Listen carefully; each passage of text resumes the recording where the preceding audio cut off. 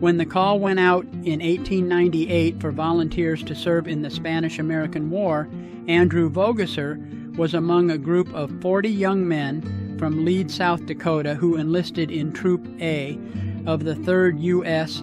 Volunteer Cavalry. Vogesser had already served for 3 years in the regular Army Cavalry, posted to Fort Keogh, Montana from 1892 to 1895. Lead was a gold mining town in Lawrence County in the northern Black Hills area of South Dakota. On May 9, 1898, the Lead men traveled to Fort Meade, South Dakota for the start of their basic military training.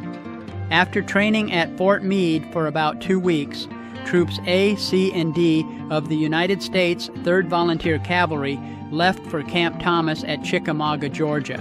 The 3rd U.S. Volunteer Cavalry was nicknamed Grigsby's Cowboys.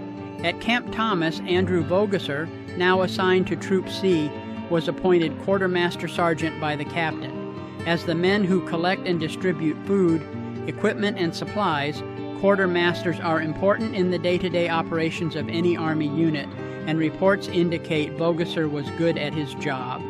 The 3rd U.S. Volunteer Cavalry was never sent to any theater of the Spanish-American War. They were discharged from Camp Thomas at the end of the very short war. Sergeant Vogesser was severely ill and on sick leave when the regiment was mustered out. Vogesser was one of very many men to contract a severe disease at Camp Thomas.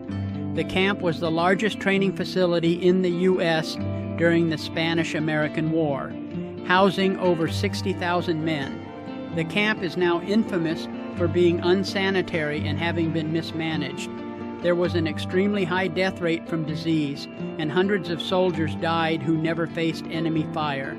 Though it's unclear which disease Vogesser had, the most common at Camp Thomas in 1898 was typhoid fever, which was tragically common because of the poor sanitation.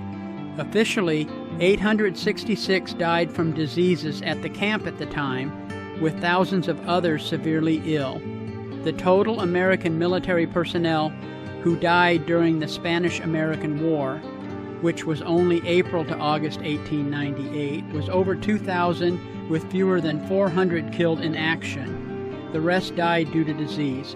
Andrew Vogesser arrived in the Cripple Creek Gold Mining District about 1900 and worked here as a miner until his death in a mining accident in 1912. He's buried in the Mount Pisgah Cemetery here.